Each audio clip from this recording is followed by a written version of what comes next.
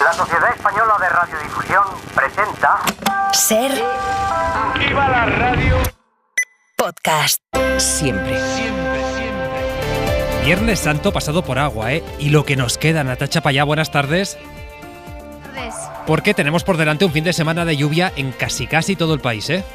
Así es, últimos días de la Semana Santa y con lluvia. En las próximas horas, gran parte de las precipitaciones se concentrarán en el noreste. Incluso en el interior de Aragón no se descarta que puedan venir acompañadas de tormenta y de granizo. Eso sí, precipitaciones pasajeras que tendrán de cara a la noche. Y no solo ahí, en gran parte de la península también lo hará. Mañana volverán con fuerza en la mitad occidental y sobre todo en Andalucía. Y el domingo, más de lo mismo. Sin embargo, ya de cara al lunes de Pascua, las precipitaciones irán remitiendo. Gracias, Natacha. Gracias, buenas noches. Y el temporal Nelson, que ha vuelto a aguar hoy las procesiones en muchas ciudades del país, aunque en algunas sí han podido salir. Todo eso, ahora lo escuchamos. Ahora escuchamos eso y a media escuchamos Hora 25 Deportes. Tony López, buenas tardes. ¿Qué tal, Pablo? Muy buenas. En una hora vuelve la primera división tras 2 semanas de parón por selecciones. A las 9 abre la jornada 30 con el Cádiz-Granada, duelo entre dos equipos que ahora mismo ocupan puestos de descenso. En el día en el que Xabi Alonso ha confirmado que seguirá en el Bayer Leverkusen, tiene contrato hasta 2026, pero se habían interesado por el Bayern de Múnich y Liverpool. Hoy el español ha confirmado que seguirá mínimo la próxima temporada en el equipo actualmente líder de Bundesliga. ¿Tenías mono de liga o qué? Había ganas ya. Y luego ya vendrá la Copa, la Champions, ya no para hasta el final. Ahora ya el calendario hasta el final. Gracias, Tony. Chao. Empieza Hora 25.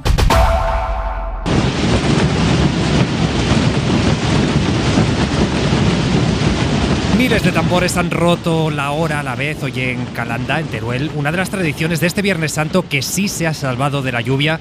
También han podido salir en procesión, están de hecho ahora mismo en ello, en Valladolid, en Málaga, en Granada. Así que ahí nos vamos. Rafa Troyano, ¿qué tal? Buenas tardes. Hola, buenas tardes, ya casi noches en Plaza Nueva, en pleno centro de Granada, en la capital granadina.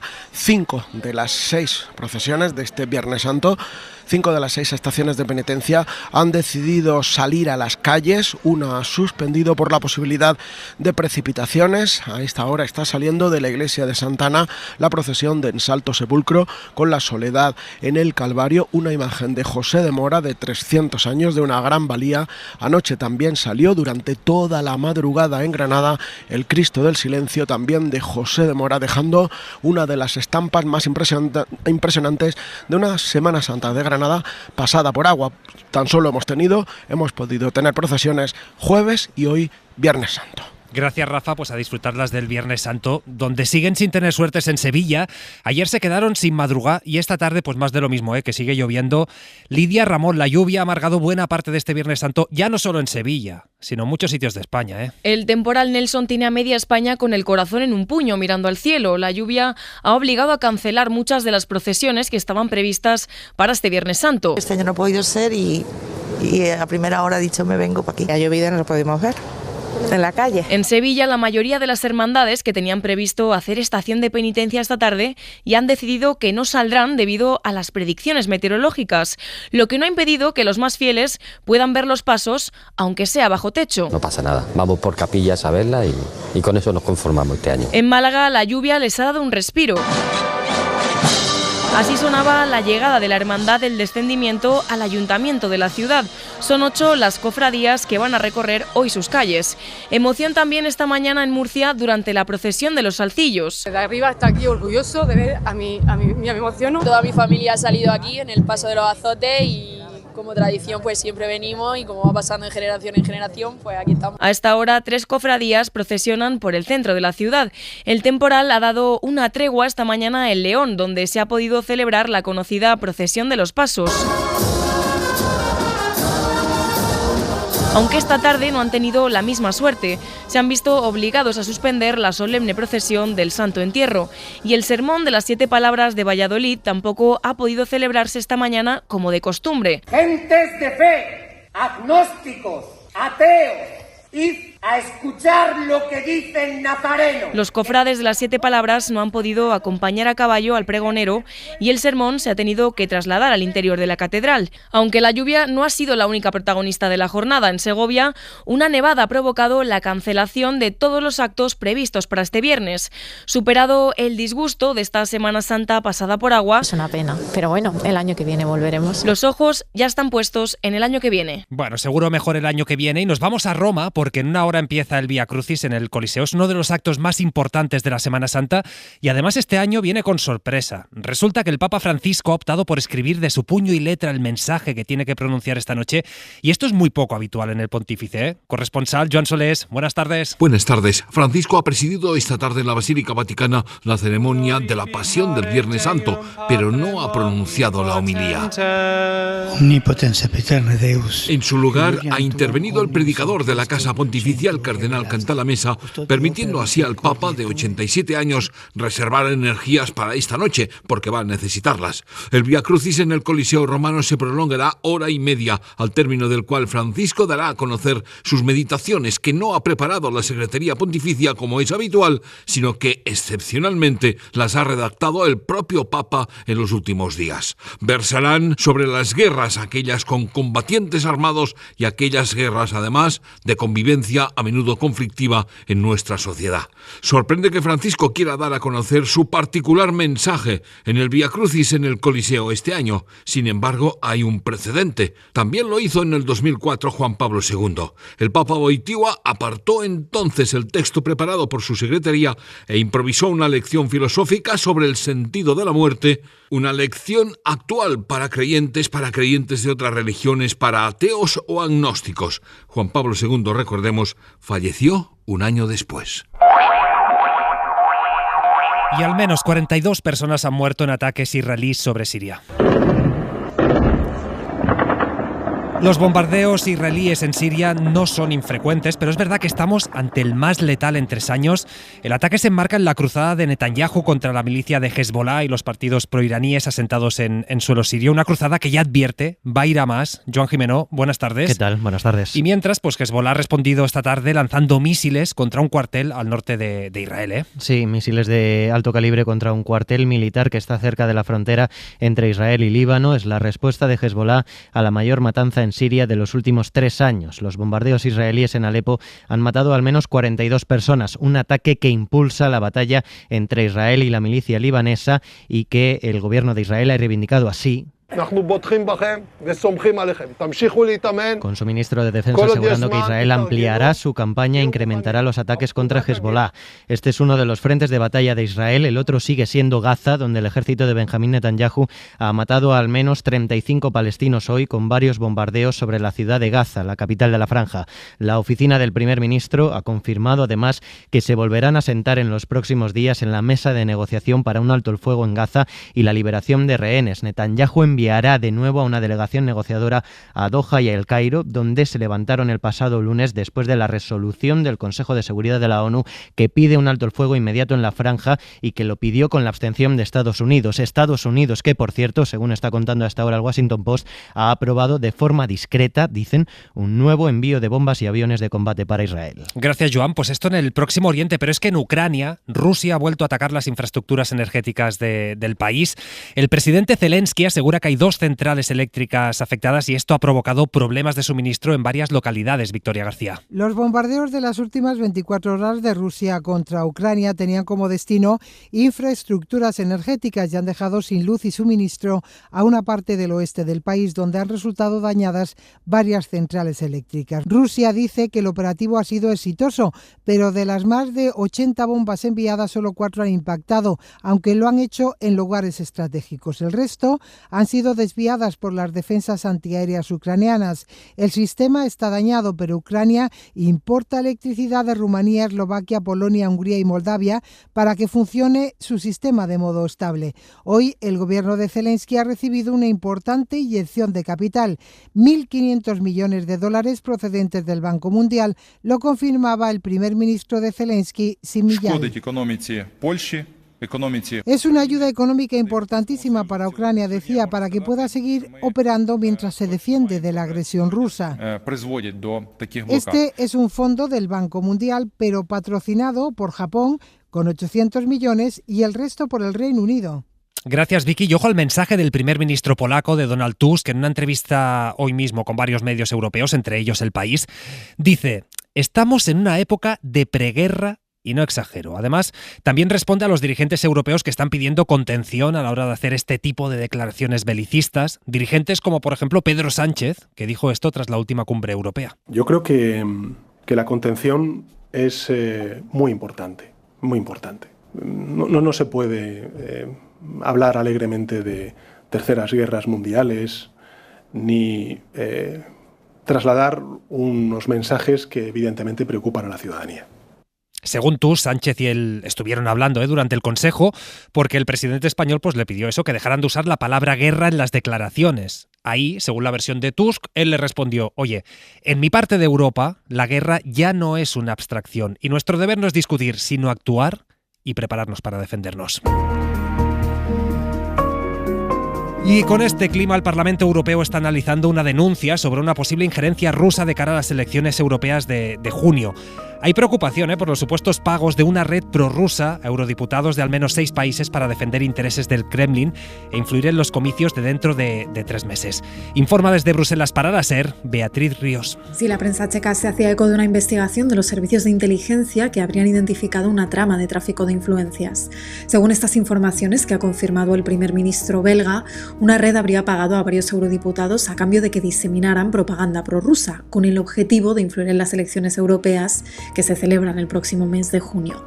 Aunque no se conoce su identidad, la investigación afecta a eurodiputados de al menos 6 países: Alemania, Francia, Polonia, Países Bajos, Bélgica y Hungría. La Eurocámara, que alertaba desde hace meses de los intentos de injerencia rusos, ya está investigando estas alegaciones. Y lo que inquieta al gobierno de Canarias son las maniobras militares que ha puesto en marcha Marruecos junto a la costa del Sáhara, a unos 100 kilómetros del sur de Fuerteventura, muy cerquita de España. Las autoridades marroquíes ya han mandado avisos a marineros y también a pescadores para que no naveguen por estas zonas militares. Y claro, el gobierno canario lo que ha hecho es pedir al Ejecutivo Central que se ponga en contacto con Marruecos para ver si pueden obtener más datos sobre este operativo. Así que nos vamos a Canarias para ampliar esta información. Javi Rodríguez, buenas tardes. Buenas tardes. Máxima preocupación en el Ejecutivo canario por la decisión unilateral de Rabat, que ha iniciado este viernes un operativo militar a solo unos 125 kilómetros del sur de Fuerteventura. Unas maniobras que se prolongarán durante 3 meses y que tendrían como objetivo reafirmar la soberanía de Marruecos sobre el Sáhara Occidental tras el cambio de postura del gobierno sobre la independencia de la región. Rabat ha llegado a recomendar a los pescadores españoles que eviten faenar en la zona. El presidente canario ha solicitado información al ministro de Exteriores y exigirá una reunión a partir del lunes. No es la primera vez que Marruecos invade el área de influencia de Canarias, ya lo hizo en 2020 con la anexión de 200 millas náuticas y con la perforación de supuestos yacimientos de gas natural cerca de las islas. Estas maniobras preocupan especialmente en Canarias, un territorio históricamente muy militarizado sin contar con la opinión de sus habitantes. Como telón de fondo, el anuncio de la abogada general de la Unión Europea, la croata Tamara Kapeta, que dictaminó el 21 de marzo la anulación del acuerdo pesquero entre la Unión Europea y Marruecos, a la espera del pronunciamiento definitivo del Tribunal de Justicia de la Unión Europea. Hora 25. Pablo Tallón. 8:14, 7:14 en Canarias. Atención a esto, los pediatras españoles alertan de que están encontrando casos de niños de menos de 3 años, con retraso cognitivo, agresividad, alteraciones de la psicomotricidad. ¿Por qué, dirán? Pues por usar el móvil desde que son muy pequeños. De hecho, los expertos han comprobado, y esto es positivo, que cuando a estos niños se les retiran las pantallas mejoran de manera considerable. Javier Ruiz Martínez. Las pantallas afectan al neurodesarrollo, al desarrollo psicoafectivo, al aprendizaje de los niños y les crean hábitos de vida poco saludables, aunque sigue habiendo debate social sobre cuándo darles una pantalla. Son completamente inmaduros y es una idea descabellada que un niño de 8 años tenga un móvil y además que lo utilice para redes sociales. Es Teresa Cenarro, de la Asociación Española de Pediatría de Primaria. pediatra. No es lo mismo que un niño aprenda lo que es una manzana tocándola, oliéndola, probándola, que simplemente viendo una manzana pintada en una pantalla. Es Mapi Mayada, pediatra que participa en un programa para concienciar a padres en este tema. La recomendación por edades que hacen los pediatras en España es esta: de 0 a 3 años ninguna pantalla, de 3 a 6 solo 30 minutos y nunca para dormir ni tranquilizar, de 6 a 9 años 1 hora máximo, pero sin redes sociales. Hasta los 12 no se recomienda que tengan los niños móvil propio. Pues gracias, Javier. A las 11, a partir de las 11, las 10 en Canarias, vamos a ampliar este tema, vamos a abrir líneas para que ustedes nos cuenten sus experiencias, si son padres, si son abuelos, si son tíos y tienen niños, qué hacen con el móvil, si son profes, si son pediatras, si notan los efectos. Lo que nos quieran contar sobre móviles, sobre criaturas, será a partir de las 11, pero si quieren, pues pueden ir contando ya sus historias en el 900 100 800, 900 100 800, y ahí vamos a ir recogiendo lo que nos cuenten y después les escuchamos más tarde. Y la inteligencia artificial va a obligar a reestructurar casi 1 de cada 4 puestos de trabajo.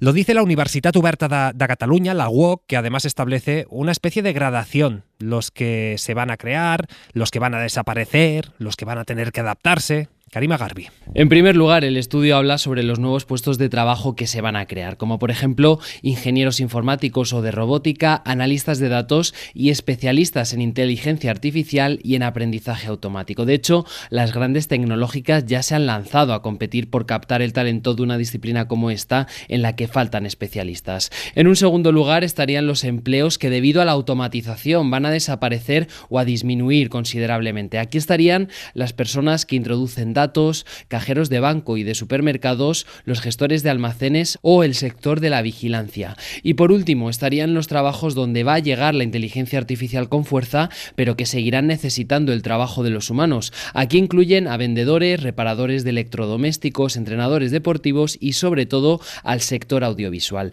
En este tipo de trabajos, avisan en el estudio, será imprescindible aprender a manejar las nuevas herramientas para mantenerse al día. Gracias, Karim. Y todavía en la economía, a la espera de que los bancos centrales empiecen a bajar los tipos de interés, hay que decir que vuelve a subir el Euribor. Ha cerrado marzo en el 3,7%, que es una décima más que en febrero.